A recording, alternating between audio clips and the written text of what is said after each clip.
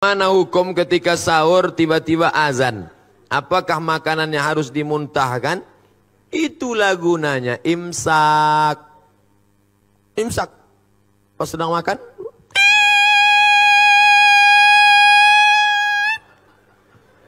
Di Maroko tak ada imsak. Rupanya imsak itu cuma ada mazhab Syafi'i. Maroko mazhabnya Maliki. Tak ada. Jadi kami makan aja. Makan. Pas sedang makan. Allahu Akbar, Allahu Akbar.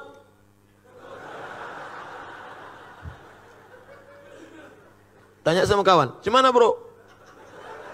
Kata dia tenang, masjid satu lagi belum.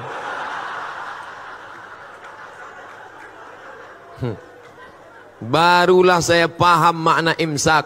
Imsak itu artinya lampu kuning. 10 menit agak-agak 50 ayat sebelum azan subuh mulut sudah steril bersih. Tapi kalau suasana normal, kalau terbangunnya pas imsak karena lembur capek kerja tugas banyak, pas terbangun imsak, apakah tak boleh makan? Boleh. Ambil nasi, gulai, sampodeh baung, sambal belacan, potai, ikan bilis, masukkan blender. Nah, dah tu ambil pipet 2. Nawaitu sawma ghadin ada ifal di syahri Ramadan hajizan.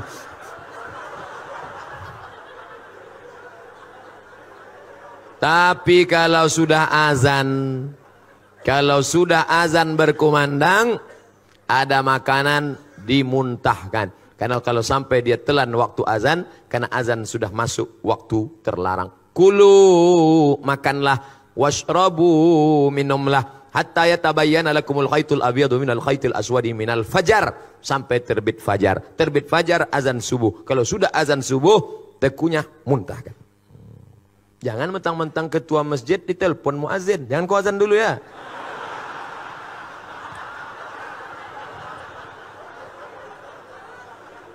Banyak orang menyalahgunakan kekuasaan sekarang.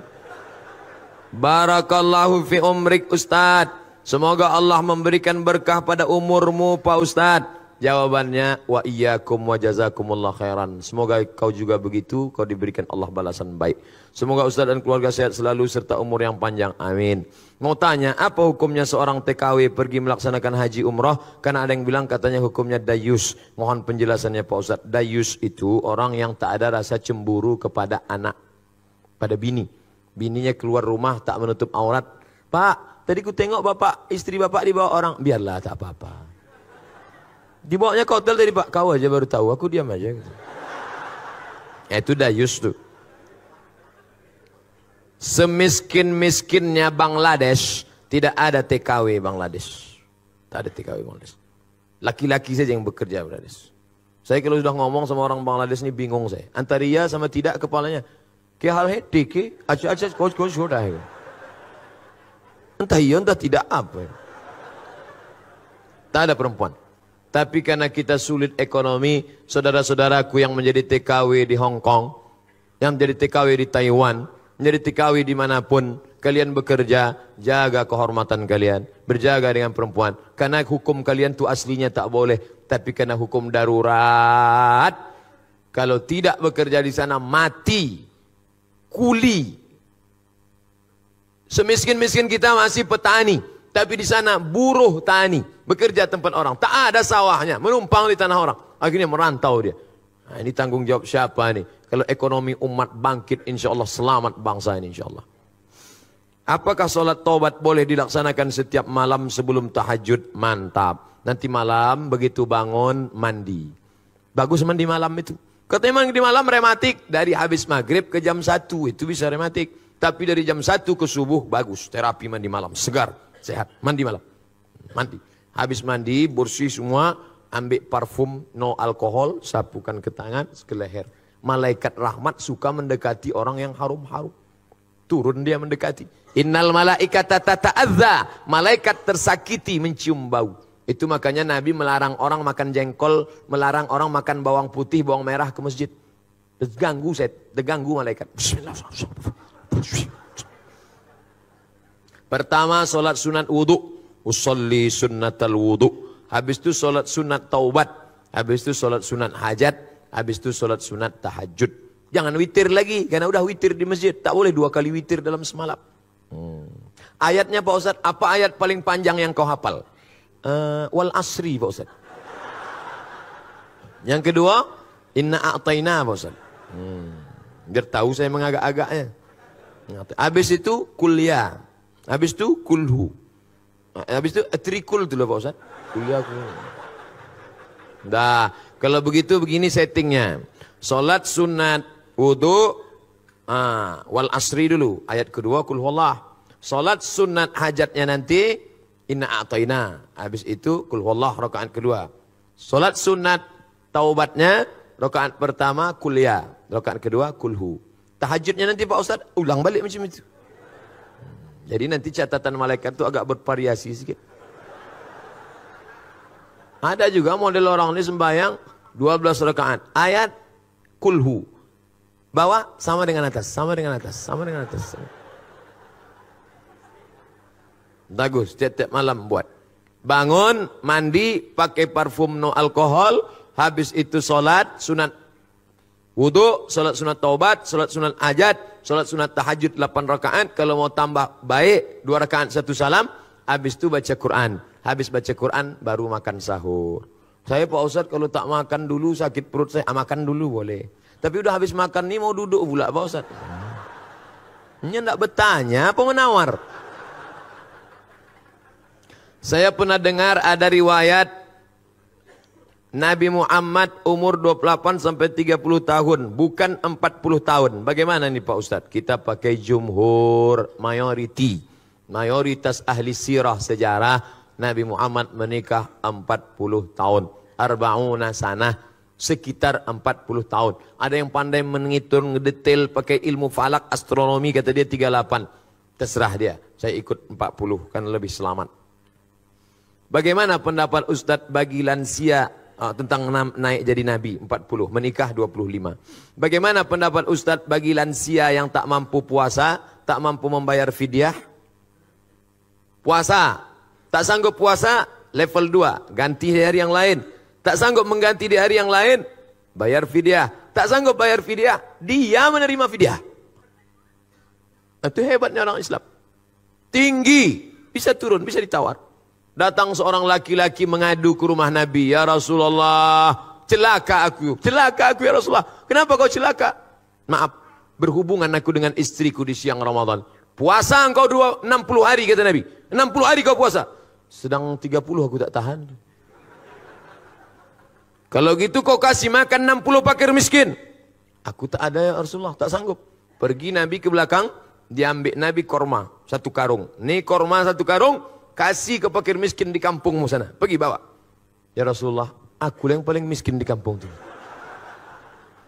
Hatta badat nawajizuhu. Nabi tertawa sampai nampak gigi gerahamnya. Jadi jangan kalian bayangkan Nabi itu serius. Neraka, neraka. Nabi tersenyum hatta badat nawajizuhu. Sampai nampak gigi geraham. Kata Nabi, menengok orang yang susah nekat tadi. Jadi tak ada di kampung itu lebih susah dari engkau. Tak ada ya Rasulullah. Ambillah kurma ini, bawa kasih anak bini di rumah. Gitu. Itu. Jadi bagi yang tak sanggup, dia menerima sedekah kita. Tolong berikan tips agar Ramadan tahun depan saya tak sendiri lagi.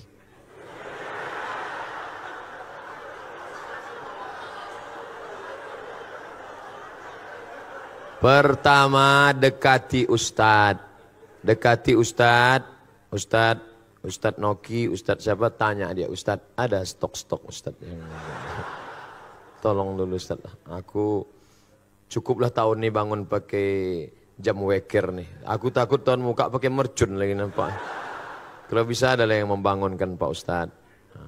Ustadz ini banyak stoknya, Ustadz banyak, khawatir kita kalau tak kita ambil, dia ambilnya sendiri. Minta sama dia.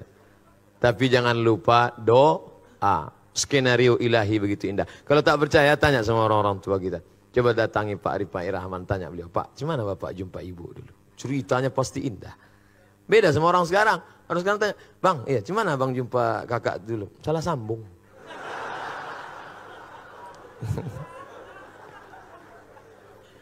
Apa kata Presiden Soekarno kepada istrinya? Adinda, kau tak pernah mencari aku pun tak pernah mencarimu. Tuhan mempertemukan kita. Indah. Di mana abang jumpa kakak dulu? Di Bang Riau Kepri. Kalian kerja di situ? Enggak, numpang dengar ceramah aja. Gimana ceritanya? Pas balik, hilang selap. Pas sedang cari-cari itu, terantuk kepala. Itulah nampak.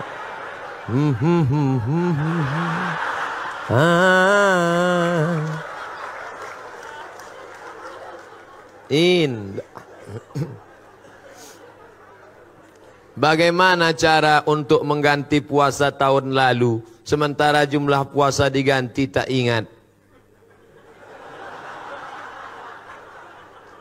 Umur berapa sekarang? Umur 30 Pak Ustadz. Akil balik umur berapa? 10 Pak Ustadz. Berarti 20 tahun yang error nih. Iya.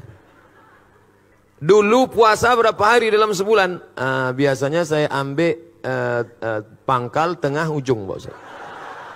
Nah hitunglah. Berarti dapat disimpulkan selama 10 tahun. Setahun cuma 27. Kali 10 berarti 270. 270 kali 3. Nah itulah ganti. Banyak tuh Pak Ustadz. Siapa nyuruh tinggalkan? Ustadz jujur Ustadz. Ustadz jujur. Ustadz Samad ini dulu lahir langsung jadi Ustadz. Tidak.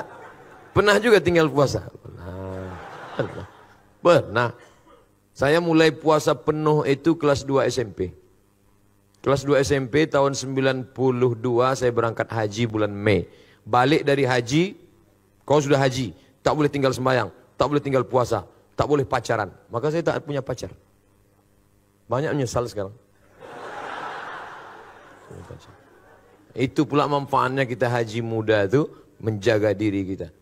Jadi sebelum itu ada juga tinggal berapa hari. Saya sedang puasa, datang kawan bawa soto Medan. Mat, ayo makan, puasa aku bilang. Ini ha kita. Ha kata dia. Wah nengok soto Medan ni. Tapi dah saya ganti dah. Ganti dah. Mak saya tanya, Mak, waktu mak mengandung aku berapa hari tinggal puasa? Dulu kau sakit-sakitan dalam perut. So tiap hari sakit. Maka 30 hari aku tak puasa. Menyusukan tahun pertama 30 hari. Menyusukan tahun ketiga 30 hari. Jadi untuk aku berapa hari mak tak puasa? 90 hari. Ganti mak. Setahun mak saya puasa Senin Kamis lunas. Senin Kamis, Senin Kamis, Senin Kamis, Senin Kamis 8 hari. 10 bulan 80 hari. Tambahnya 8 hari lagi bulan 88. Tambahnya 1 selesai. Sudah lunas hutang puasanya. Umurnya berapa? 70 tahun. Tapi tak saya paksa. Jangan pula mak kita terpaksa. Ini ada jamaah ini umur 80 dipaksa. Saya paksa mak saya puasa Pak Ustaz. Kenapa kau paksa? Saya dulu dipaksanya. Ini tak betul. Jadi bapak yang punya ngutang 270 hari, kalau istiqomah puasa Senin Kamis, setahun lunas. Dan orang yang puasa sehat. Sumu tasihhu, puasa kau akan sehat. Ini darah ini berat. Darah ini berat menyembur dari jantung naik ke otak. Kenapa darah berat? Karena ada minyak di dalamnya. Minyak itu apa? Kolesterol. Kenapa berat ini di dalam? Kenapa? Karena di dalamnya ada gula. Gula membuat darah beku. Kenapa dia? Diabetes mellitus. Saya tanya, Pak, berapa umur Bapak? 80 sekian Ustaz Somad. Saya tengok Bapak sehat aja. Iya. Apa rahasianya Pak? Saya tak pernah makan goreng-gorengan Ustaz. Kami sayur tak pakai santan, tak ada kolesterol. Sayur bening, tak pakai minyak. Bayam, ini bening. Kemudian ikan itu dipanggang, tidak pakai minyak. Minyak bekas dipakai 2 kali, 3 kali. Itulah penyakit. Rupanya itu rahasianya. Sayurnya bening, minyak ikannya dibakar. Nah, itu dialog kami waktu di Tembilahan dengan Pak Ripai Rahman. Udah saya ambil tuh, maka saya sehat sekarang. Apakah infus transfusi darah membatalkan puasa? Baca bukunya 30 fatwa seputar Ramadan. 30 fatwa seputar Ramadan. Download di Play Store. 30 fatwa seputar Ramadan. Penulisnya Somad LC. Di situ disebutkan fatwa Syekh Qardawi. Kalau suntik obat tak batal. Suntik obat tak batal. Darah diambil tak batal. Tapi kalau infus batal. Karena infus itu makanan. Jadi kalau ada bersuntik obat sakit demam batuk tak batal. Tapi kalau infus, karena kalau orang-orang kaya, orang berduit, masuknya 2 botol. Habis itu keluar deh. Tenang, upaya udah 2 botol masuk. Pas buka bapak tak buka, sedikit aja. Udah kenyang duluan. Nah, oleh sebab itu maka suntik obat tak batal, suntik infus batal. Itulah kaji kita, mudah-mudahan menambah amal soleh. Buah dari pengajian adalah berubah perilaku amal. Kalau banyak mengaji, amal tak berubah, mubazir. Yang menyampaikan lebih lagi. Putuskah hubungan kita setelah dari ruangan ini? Tidak, karena kita saling mendoakan. Bapak Ibu doanya kabul nanti tiap malam Ramadan, habis tahajud, habis witir, habis tarawih, habis baca Quran. Doakan Abdul Somad satu saja, matikan Abdul Somad dalam husnul khatimah. Jangan sekarang.